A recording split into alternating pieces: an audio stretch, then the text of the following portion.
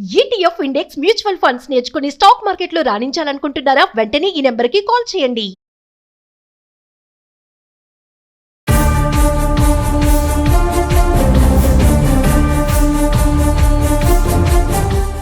Suman TV ప్రేక్షకులకు నమస్కారం. తెలంగాణ ప్రభుత్వం ఉద్యోగులకి శుభవార్త తెలియజేసింది.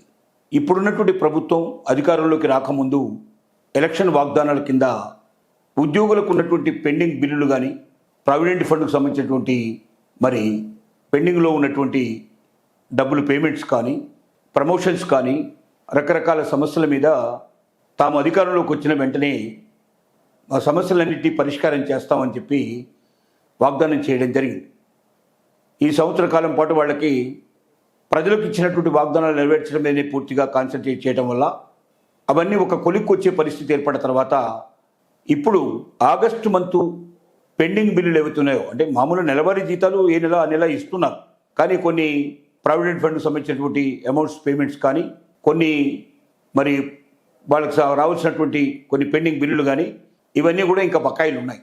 700 కోట్లు ఏకంగా ఒక ఆగస్టు నెలలో ఉండేటువంటి పెండింగ్ బిల్లుల్ని పేమెంట్ చేయడానికి విడుదల చేయడం జరిగింది. దీనివల్ల ఆగస్టు మంత్లో ఉన్నటువంటి ఏదైనా జీతాల్లో బకాయిలు ఉన్నట్టయితే బకాయిలు క్లియర్ అయిపోతాయి. అలాగే వాళ్ళకి ముఖ్యంగా ప్రావిడెంట్ ఫండ్ కట్టాల్సినటువంటి డబ్బులు ఏవైతే ఉన్నాయో ఆ డబ్బులు కూడా క్లియర్ అయిపోయే అవకాశాలు ఉన్నాయి. ఉద్యోగ సంఘాలు చాలా సంతోషపడుతున్నాయి. తెలంగాణ ఉద్యోగ సంఘాలు చాలా సంతోషపడుతున్నాయి.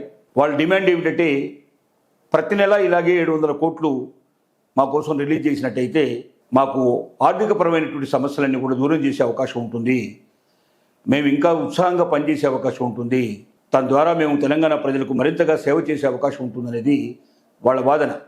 దానికి తోడుగా ప్రభుత్వం కూడా ఒక కమిటీని వేసి ఆ కమిటీ ఉద్యోగ సంఘాలందరినీ కూర్చోబెట్టి ఉన్న సమస్యలన్నీ మరొకసారి తెలుసుకొని వాటి పరిష్కార మార్గానికి ఒక ఖచ్చితమైన పద్ధతి లోపల ముందుకు వెళ్ళడానికి నిర్ణయం తీసుకోవడం జరుగుతోంది. ఈ చర్చల లోపల తెలంగాణ ఉప ముఖ్యమంత్రి శ్రీ బట్టి విక్రమార్క గారు కూడా పాల్గొంటారని తెలుస్తోంది. అయితే ప్రతి నెల 700 కోట్ల సుమారుగా 12 నెలలకు మనం తీసుకున్నట్టయితే 8,000 కోట్లకు పైగా కావాల్సిన పరిస్థితి ఏర్పడుతుంది.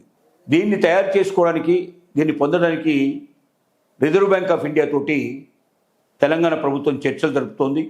రాష్ట్ర ప్రభుత్వానికి సంబంధించిన బాండ్స్ని ఆర్బీఐ ద్వారా వేలానికి పెట్టి ఆ వేలంలో పాల్గొన్న తర్వాత ఆ వచ్చే డబ్బు 6,000 అంతకు మించి కోట్లు, 6,000 కోట్లకు పైగా డబ్బు వచ్చేటట్టుగా చేసుకొని ఈ డబ్బు ద్వారా ఉద్యోగులకే ప్రత్యేకంగా ఈ డబ్బుని కేటాయించి కొరత రాకుండా ప్రతి నెలా వాళ్ళకు ఉండేటువంటి పెండింగ్ బిల్లులన్నింటినీ పూర్తి చేసినట్టయితే ప్రతి ఎంప్లాయీ చాలా సంతోషంగా ఉండే అవకాశం ఉంది. తనకు సకాలం లోపల జీతం రావడమే కాకుండా, పెండింగ్ బిల్లులు రావడమే కాకుండా, తన పెన్షన్ కూడా ఏమీ ఇబ్బంది రాకుండా, ప్రావిడెంట్ ఫండ్ కూడా ఏమీ ఇబ్బంది రాకుండా, తను భవిష్యత్తులో రిటైర్డ్ అయినప్పటికీ అన్నీ తనకు సకాలంలో అందుబాటులోకి వస్తాయని ఒక నమ్మకం, విశ్వాసంతో మరింతగా అంకిత భావంతో పనిచేస్తాడని చెప్పే ఆశా భావాలు కలుగుతున్నాయి. అయితే వీటన్నిటికీ ఏమిటంటే, ఉద్యోగులు సక్రమంగా బాగా పనిచేస్తే ఆదాయాలు బాగా పెరిగే అవకాశాలు ఉన్నాయి. ఆదాయాలు బాగా పెరిగితే దానికి ఉద్యోగులకు సంబంధించినటువంటి డిమాండ్లను కూడా తీర్చడానికి అవకాశాలు ఉంటాయి.